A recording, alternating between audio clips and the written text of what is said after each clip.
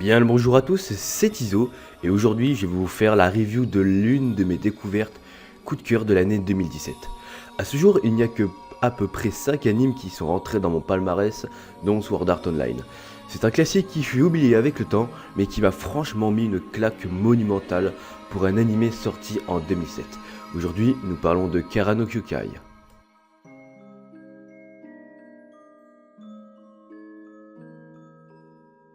Nous suivons l'histoire de Kokuto Mikiya, un jeune enquêteur ayant la vingtaine, travaillant pour une agence de détectives du paranormal.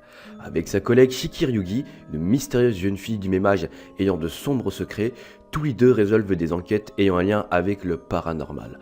On suivra leur vie de leur rencontre jusqu'au dénouement de leurs aventures. Kara no Kyoukai est constitué de 8 films d'1h30, donc accrochez-vous.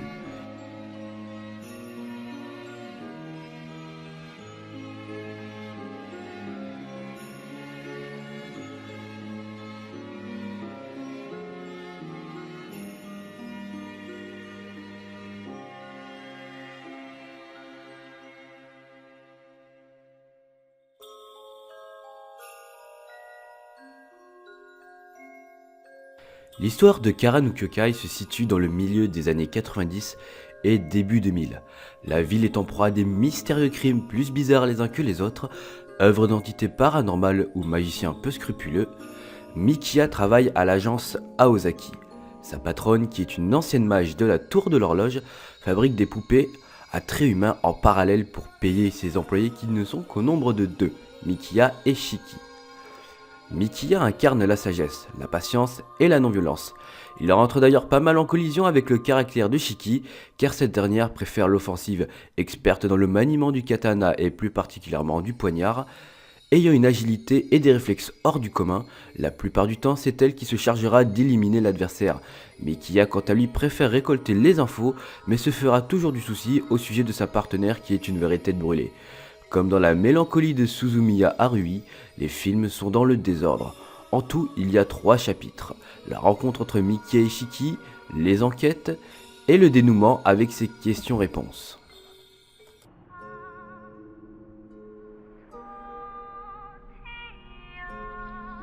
Niveau graphisme, nous avons du lourd pour 2007.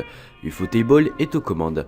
Kara no Kyoukai est d'ailleurs le premier de leurs animes possédant cette fameuse touche graphique avec un jeu de lumière et des couleurs très luisantes, que nous retrouverons d'ailleurs dans de futurs projets de leur part qui n'étaient que Fate, Tale of Zestria et Touken Ranbu sortis récemment. Il y a très peu de Kara design et c'est ça qui est super, l'immersion est encore plus décuplée de fait que s'il y a moins de personnages, le sentiment que nos personnages sont seuls et différents et ne peuvent avoir de l'aide de personne d'autre qu'eux se fera ressentir.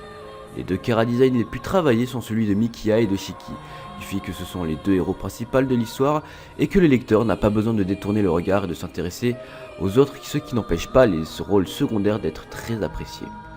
Niveau ambiance, elle est juste époustouflante. Les décors sont sombres, ténébreux la nuit, et le jour ils sont vivants, presque aussi bien retranscrits que dans la vraie vie.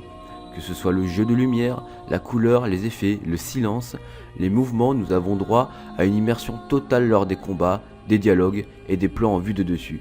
Et pour bien couronner le tout, nous avons droit à l'une des meilleures bandes son que j'ai pu entendre. Je n'avais pas eu de coup de cœur pour la bande son depuis les Miyazaki.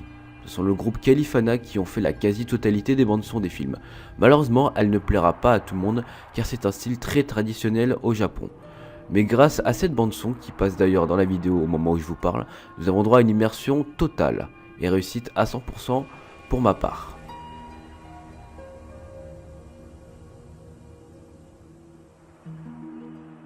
L'un des points négatifs que je pourrais trouver à Kara no Kyoukai est que ces épisodes, ou ces films, de 1h30 sont très longs. Beaucoup abandonneraient au bout de juste 30 minutes. Les combats ne sont présents que au moment voulu, ce n'est pas de la boucherie gratuite, mais ça a son charme car le studio n'a pas voulu d'une œuvre classique mais d'un réel thriller avec ses scènes de réflexion, enquête de déduction et de suspense. Les films sont dans le désordre, ce qui pourrait laisser certaines personnes dans l'incompréhension scénaristique. Voilà. Pour les points positifs, bien sûr, ce sont les graphismes, la bande-son, les combats qui sont d'une fluidité hors du commun pour 2007, son scénario et bien sûr le fait que tout ça date de 2007, c'est-à-dire que la même époque sortait Clannad et Code Geass, donc quand même nous avons une grosse différence graphique. D'habitude, je ne le demande jamais, mais partagez cet anime à vos collègues otaku, car c'est un chef-d'œuvre oublié, je trouve. Dans cet animé, tout est presque parfait, même la fin est satisfaisante, pour vous dire. Il ne plaira pas à tout le monde à cause de sa lenteur et qu'il faudra une certaine connaissance ou maturité pour comprendre certaines scènes et certains passages. Car no Kyukai est réservé malheureusement pour des otaku endurcis au fait de sa lenteur et de son contexte. Une dernière chose, car no Kyukai fait partie du même univers que Fate. Il appartient au Nasuverse, je prévois d'ailleurs prochainement d'en parler dans une vidéo du Nasuverse. Sur ce, j'espère que la vidéo vous aura plu et que je vous ai fait découvrir la perle rare.